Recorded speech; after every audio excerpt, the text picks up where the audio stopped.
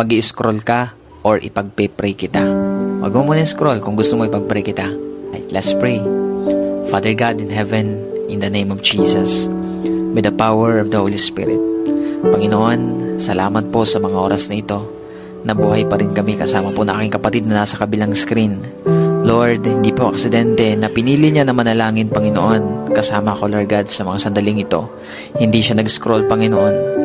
Lord God, hindi po aksidente na pinapakinggan niya ngayon, Panginoon, ang panalangin ito. Kaya dalangin ko, Panginoon, anuman yung mga bagay na tinatago ng taong ito, ng mga nararamdaman niya, Panginoon, O God, mga kabigatan na yan, na sinasarili niya, Panginoon.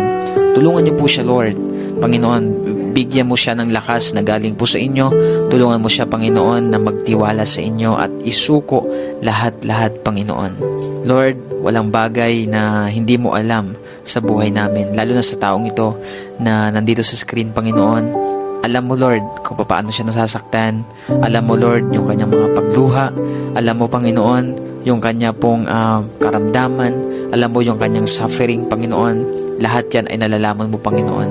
Kaya naman, Lord, tulungan mo siya ngayon, Lord God, na i-lay down ito sa inyo, Panginoon. Dahil the moment, Lord, na isuko niya ito sa inyo, doon niya mararamdaman yung kaginhawaan, yung kapayapaan, yung kalakasan, kagalakan sa kanyang puso, Panginoon. Kaya I pray right now, Lord, hayaan mo ibuhos mo ngayon ang kapayapaan na hinahanap niya, Panginoon. Hindi niya yan makikita, Lord, sa ibang bagay, kundi makikita lamang niya ito sa inyong presensya.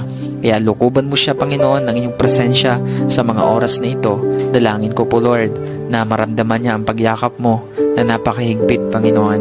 Kaya mo, Lord, sa pagyakap mo, makita niya, Lord, maranasan niya, Panginoon, ang inyong pong pagkilos, makita niya, Lord, na may binabago ka sa kanyang buhay, maging sa kanya pong sitwasyon. Maraming salamat, Panginoon. Hayaan mo, Lord, magpakilala ka pa sa taong ito na nandito sa screen, Panginoon.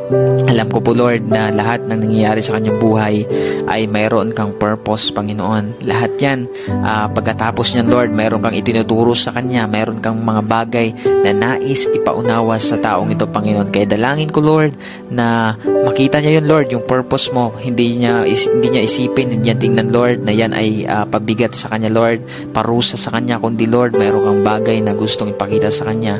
Isa na po doon ang kapangyarihan mo, ang katapatan mo, gustong patunayan ang katapatan sa kanya.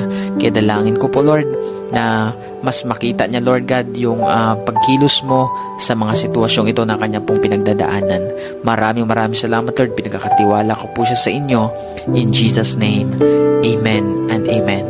So, ayan kapatid, ipagkatiwala mo yan sa Panginoon lahat. May purpose si Lord kung bakit ka nandyan. Tatandaan mo palagi yan.